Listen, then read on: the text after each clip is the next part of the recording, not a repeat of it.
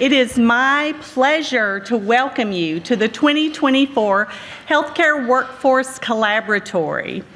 I'm Leslie Sizemore, and I'm the Associate Vice President for Workforce and Economic Development at the Kentucky Council on Post-Secondary Education. And if I haven't said it yet today, let me say it now. I love my job. I love my work family. I love the work that we do. I love the mission for what it does for Kentucky. And I love working with so many of you that are in this room. So I thank you for being here. All of you are aware of the challenges that Kentucky faces with building a strong, sustainable workforce in Kentucky for healthcare. You're also aware that our picture here in Kentucky is really just a small picture of what it is globally.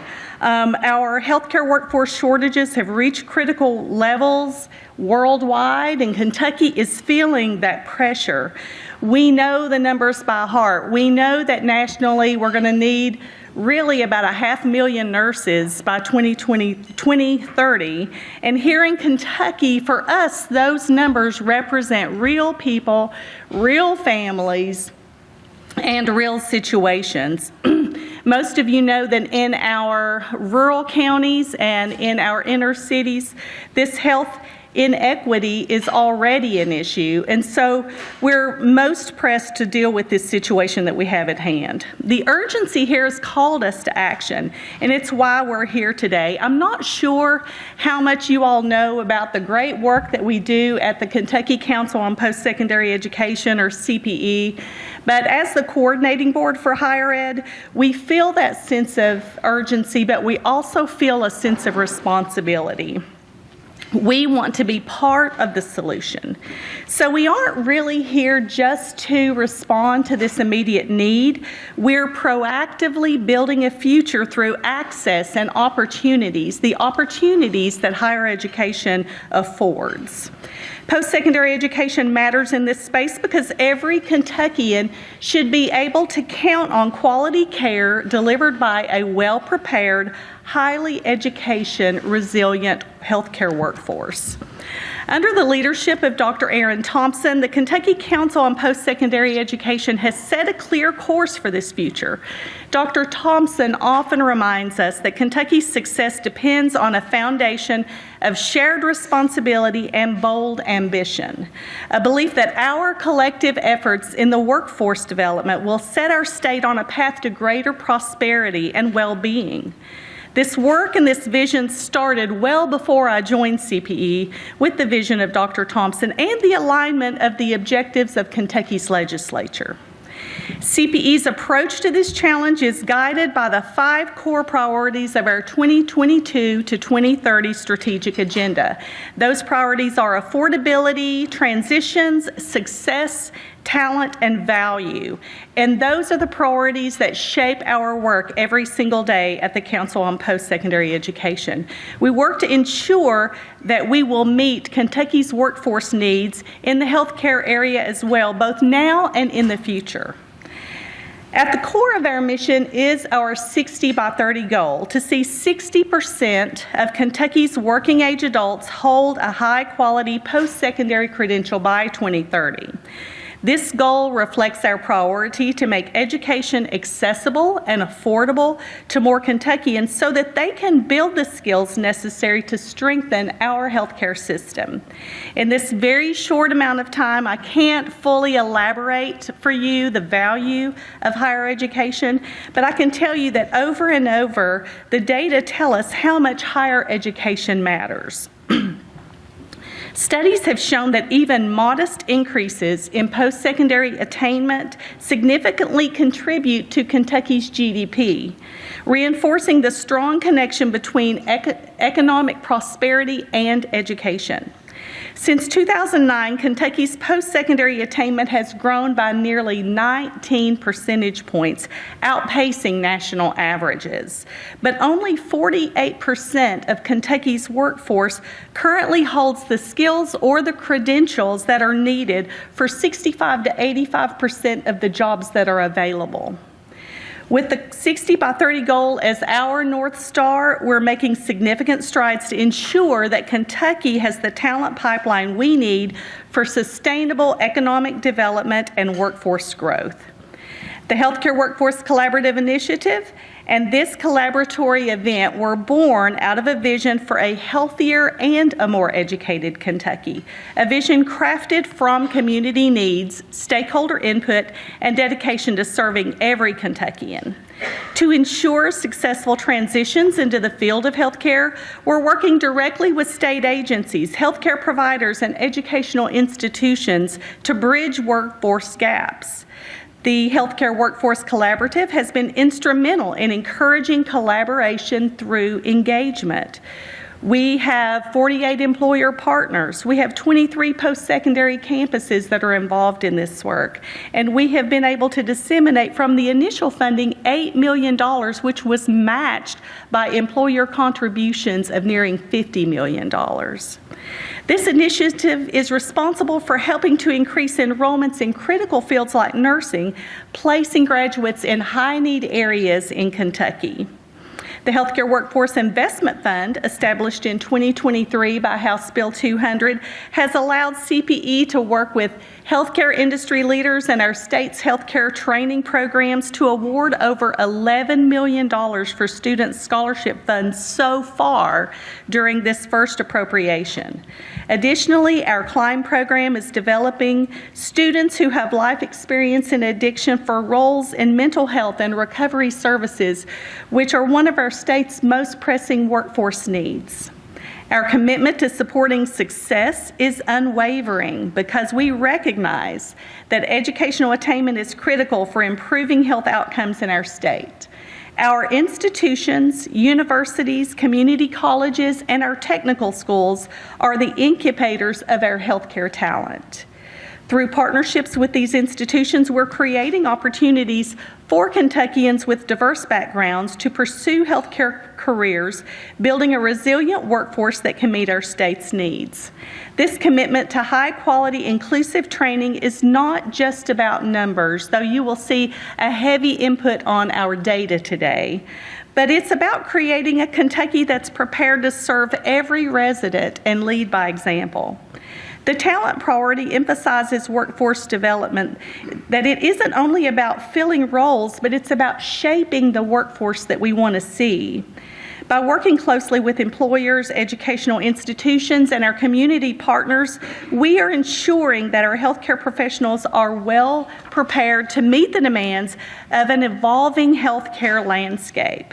Our data-informed strategies identify priority areas such as mental health, paramedicine, primary care, and our investments are allocated to address these needs proactively.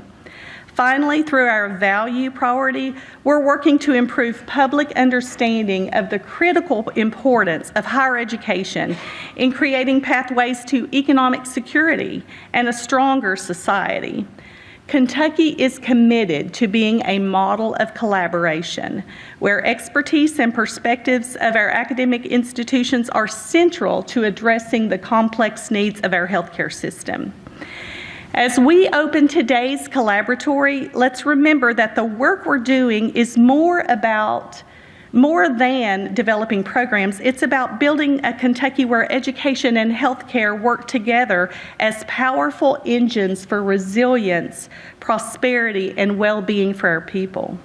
With this dedication to collaboration, I'm pleased to introduce Travis Muncy, CPE's Chief Information Officer, who will share preliminary enrollment data for Kentucky's healthcare academic programs. This data provides essential insights that will help us to make informed decisions to strengthen our healthcare education pipelines and support Kentucky's workforce goals. Travis will guide us through those enrollment trends and show how they align with our shared vision for Kentucky's future. Thank you all for your commitment to this mission, and please join me in welcoming Travis.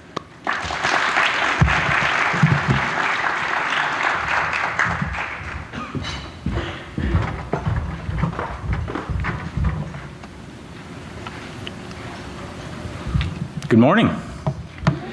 So, Leslie nonchalantly walked into my office a few days ago and said, do you mind presenting the data at the Collaboratory. And, what she didn't mention was that it would be in front of 200 people. So, as kind of the data and technology guy, I'm usually the one in the background in the dark office somewhere, writing SQL and, building dashboards. But this is a good change of pace. But we'll go ahead and get into the data. I'm glad that Leslie mentioned 60 by 30 because that really is our North Star. It's a very high level metric in the sense that we really don't get down into the weeds as far as what programs, students are earning, or actually getting their credentials in and things of that nature. So that's why things like this Collaboratory are so important to make sure that students not only get a job in a high-paying area in the workforce, but in the sense of healthcare, it's kind of that intersection of both high-paying and high societal needs. So, with that said, we'll go ahead and get into the data. I think we have some really good news, and what I also want to do is add some context to these data because I don't want to just throw them out there to the ether. Context is really important when we're having this conversation.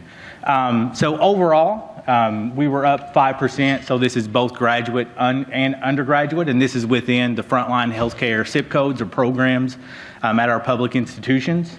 But what really stands out is this undergraduate level number. We were up 8%. And kind of just to add context to that 8%, year over year, we just also received our preliminary enrollment from our institutions for overall fall. And we were up a little under 5%, around 5%. So it actually looks like in these areas, we're actually outpacing the overall undergraduate number. That's great news. As far as the graduate level, it was flat.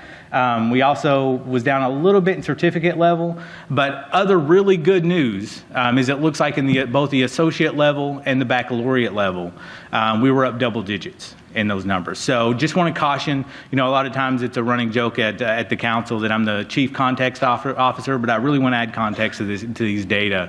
That this is preliminary, so there is going to be some variance when we get the student level data, but we're very confident in these data. And like I said, both at the associate and the baccalaureate level, we had tremendous gains. But we also break this up into a couple priority groups that we look at within these data. One being with our underrepresented minority students. So we also saw a 5% overall gain, a 6% undergraduate level gain, and a 1% graduate level gain. So again, just to kind of add context to this, when you look at this from a trend perspective, this group of students has done really well in the last few years. Just last year, year over year, so fall 22 to fall 23, we actually saw a 10% increase. So this is actually continuing that momentum over time. So, over the last 5 years, even during the enrollment dips that we saw during the pandemic, this group did really, really well. So I think that speaks a lot to the hard work and the initiatives, at the institutions and also with, the collaborative and other groups. And last, we have our students from Appalachian counties, our Appalachia students. So this is a large grouping of counties that is defined through ARC. And we also saw a very large increase in enrollments for these students. So an 8% overall increase, also an 8% on the undergraduate level and 6% at the graduate level. Certificates were up around 5%, associate level flat, down a little bit, and a huge increase in the baccalaureate level enrollments for these students. So, that's a great increase and, really shows kind of the work going on in the background. And similar to what I said before, with what we're seeing overall compared to overall enrollment, we have seen a recovery in the overall enrollment to where we're back to the numbers that we were pre-COVID. And I want to leave you with two things. Again, context setting, you're going to hear that a lot from me. But overall, we are now at the same enrollment numbers we were in fall 2009. This group or these programs actually saw a larger decrease during the pandemic than what we saw overall. So, that's important to keep in mind. So overall, we saw a little bit under 6% decrease as far as the biggest year-over-year decrease that we saw during the pandemic years. This group saw over a 9% decrease. So actually seeing the enrollments outpacing the overall enrollment growth is a great story. It's really good news. And we're starting to see the trend over time increase. So basically, over the last 3 years, we saw in 2022 a 1.2% increase in overall undergraduates. That moved to a 3.25 increase, and now we're at over a 5% increase. So that's a great trend to see over time, and hopefully that continues. And I'll end with this. So as mentioned before, overall, we're having great recovery in our undergraduate enrollment for our overall population.